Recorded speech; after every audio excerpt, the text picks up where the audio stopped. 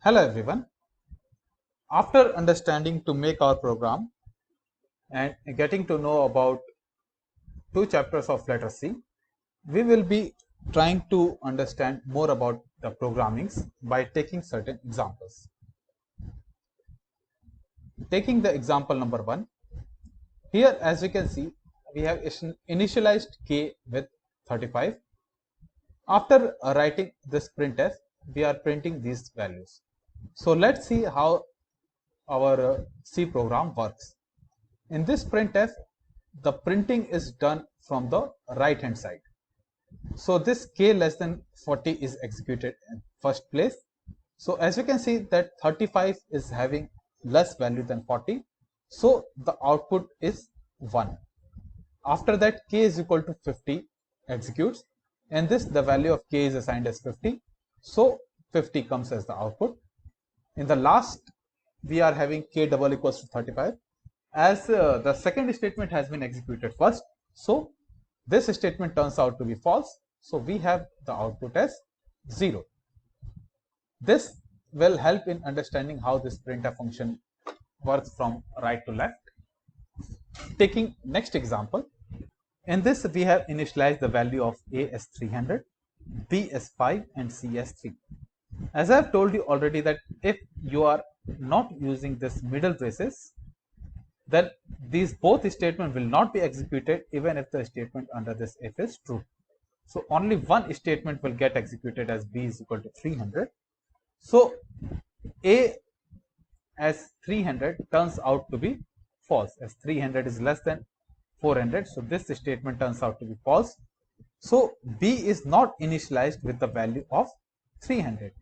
However, c does not come under the purview of if statement because this middle braces is not used. Hence, the c is initialized as 200, and when we see the output of b and c, the value of b remains as 5 and c is 200.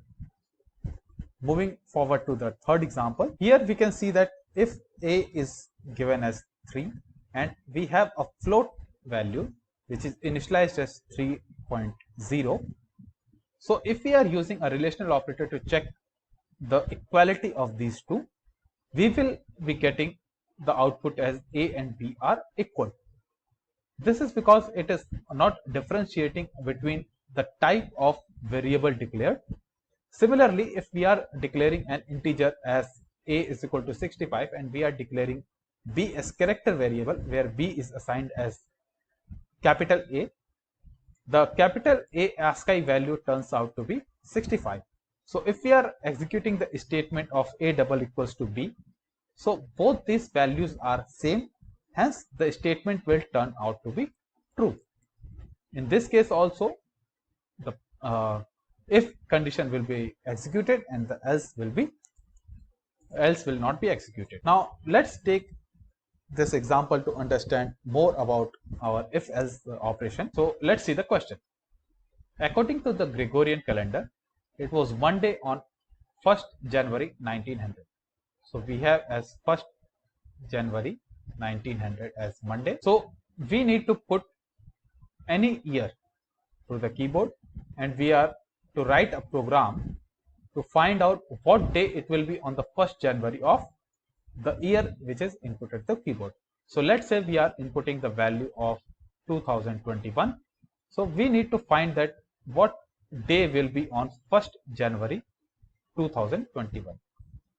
Now one thing which we all need to realize is, for being a good programmer, you need to be good at mathematics and logic. So writing a code about this program will only help if you know about certain concepts. So let's know about the concept of leap year, where all years divisible by 4 is a leap year. All years divisible by 100 is a leap year only if it is divisible by 400. That is, this 1700, 1800, 1900, 2100, these are not leap year. However, 1600 and 2000 is a leap year. This has to do with the number of time the earth takes to revolve around the sun. So it is somewhere around 365.25 days, you can say. So in every ordinary day we have 365 days.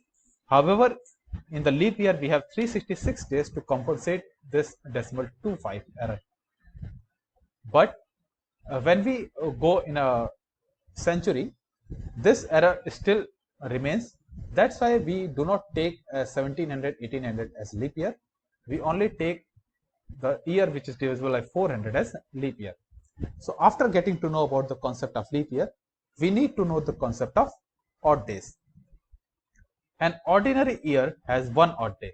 That is, in an ordinary year, we have 52 weeks plus one extra day. So in the year 1900, if it was Monday, in the next year of 1901, this 1st January, the day will be Tuesday.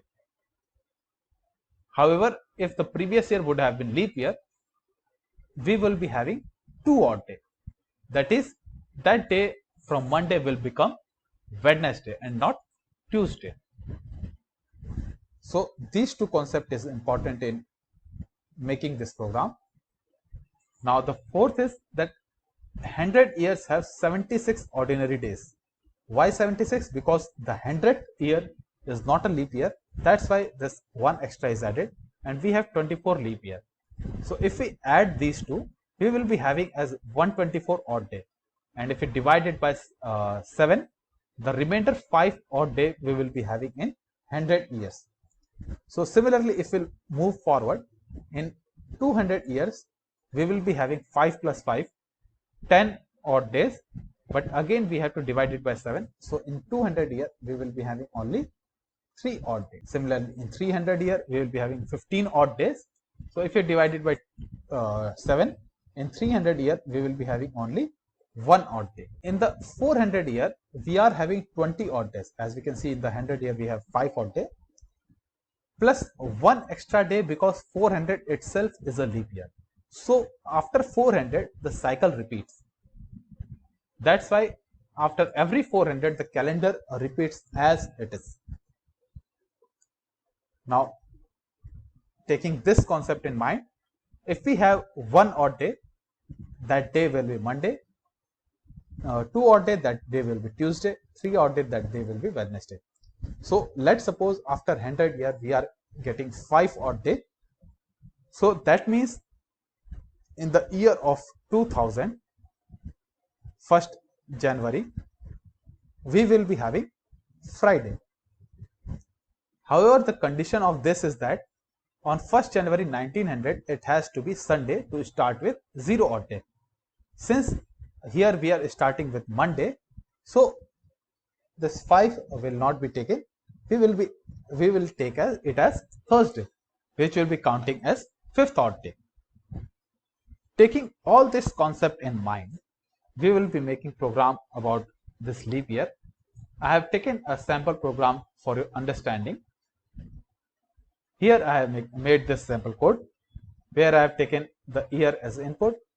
I am counting the number of odd days to determine what day it will be on that year, this difference here, and the temporary variable. So after we are printing that it was a Monday on 1st January 1900, so we are asking the user to enter a year more than 1900. So what we are doing, as I have told you that after every 400 years, the cycle is repeating. So I have divided all this case in 4 different scenarios. In case 1, I have taken the number of years from 0 to 100 years. Second case, I have taken from 100 to 200 years. Third case, I have taken from 200 to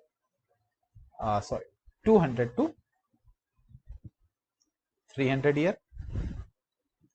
In the fourth case, I have taken from 300 to 400 year, and this cycle will again repeat as it is. So I have devised 4 different cases. In the first case, if the difference of year, this modulus 400, that means it is giving only the remainder value. If the number of difference goes to say 491, the remainder will come out to be 91 only, which is less than 100. So it will correspond to case 1.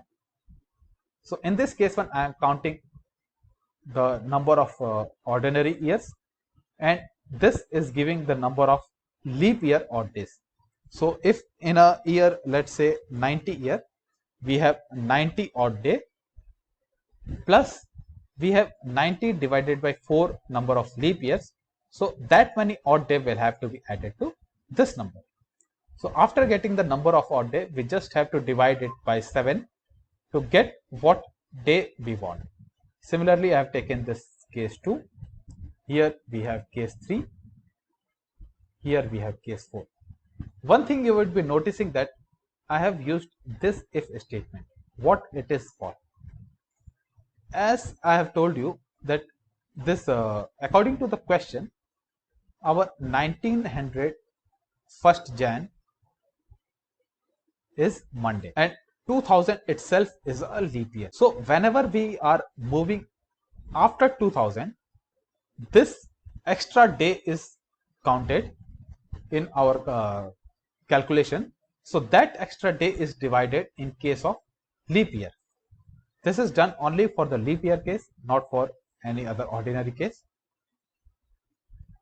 So this is a sample program which I have made for your this is only for your reference. If you are able to make more better program than this, then it is very much welcome. However, if you want to ask any question on it, you can ask in the comment section. Now after calculating the number of odd day, we have to just divide it by 7 and get to know that what day it will be. So as I have given that if the number of odd day is divisible by 7, the starting day turns out to be Monday. However, if the starting day turns out to be Sunday, then we have to change it with 1, 2, 3, 4, 5, 6, as I have told you in the as I have shown you in the table which I have given earlier. So let's see the output of the code. Here I have entered the value as 2021. It shows that the 1st January of 2021 is Friday. You can also clarify with the calendar which we have. Moving ahead, let's get to understand certain other examples and get to know how we can make programs on this. As you can see in this example, we are having 3 points in xy coordinates. So we have to check that if all the 3 points fall on the same line or not. How we can do this?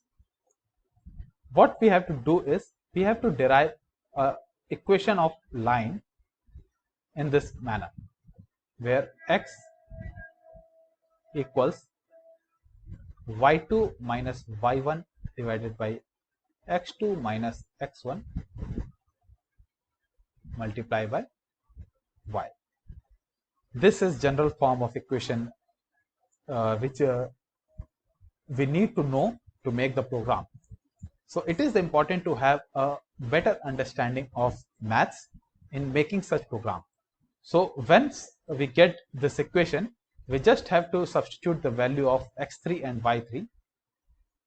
So we can say that if x3 equals y2 minus y1 divided by x2 minus x1 multiplied by y3. So if this condition satisfies, then we can say that this all 3 are falling on the same straight line. If this condition is not satisfied, that means they are not forming a part of same straight line. So this is very important in making any kind of code. This relational you can check with the if else condition, and you have to write a simple code like this. Moving ahead, again we have a question like, given the coordinates of x and y of a center of a circle and its radius, we have to write a program and determine whether the point is lying inside the circle, outside the circle, or on the circle. So what do we know about the equation of circle? We have the equation of circle as x square plus y square is equal to r square, where r we are having as radius and x and y are the coordinates of the center. Here we need to understand how this equation is helping us. This is the equation of circle when the center of the circle is at 0, 0. However, if the center of the circle is given by the value of x, y, then we have to write the equation of circle like x minus x1 square plus y minus y1 square is equal to r square, where this x1 and y1 are the coordinates of the center of the circle. Again, if you want to check whether whether any point falls on the circle, outside the circle, or inside the circle, we have to substitute the value of x and y and check its validity. I will leave it to you to find out how you can get the relational if-else operation in this example.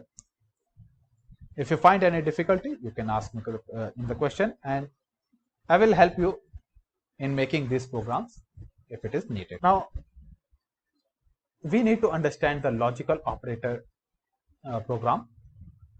As we can see here, the value of I is assigned as 4, j minus 1, k 0. So, based on these three values, we will be checking how the relational operator works. Here, I or j or k. So, if any of the value is 1, the value of w will be assigned to be 1. So, we can see here that I is assigned as 4, which is non-zero value, so it will be true. So, w will be assigned as 0. Again, here logical AND operator will give the value of x. So, if any of the value in I, j or k will be 0, then the x value will be 0. Here we see that k is assigned as 0, so x value will be 0. Now here, again, the k is 0, we have j as minus 1, so this whole result will give us the value 0. However, we are having the value of y as 1. Why? Because with the right to left associativity, this result would turn out to be 0, but the value of I is 1, so we are having the result of y is equal to 1. However, if we would be having the associativity from left to right, this equation will be executed first, which turns out to be 1, and it is AND with 0, then the value of y would have been 0. However, this is not the case. So, the associativity of left to right or right to left becomes very important in using these kind of equation. If you want to be more specific about these relational operations, so you should be using the bracket functions to determine what exactly you want to execute in the first case. So, if I use a bracket in this, so this statement will be executed first, and after this will be executed. Similarly here, as you can see, the I and j sequence will be executed afterwards. So, j or k is giving the value as 1, I is giving as value as 1, so z turns out to be true. Here we have the output. So, these are the different programs which I hope will help you in understanding and having more clarity about whatever we have studied till now. If you find any kind of difficulty in making any program from the first two chapters of Let Us See by Yashwant Kanetkar, I request you to give a comment in the comment section, and I will be happy to help you in making those programs. Thank you. Have a good day.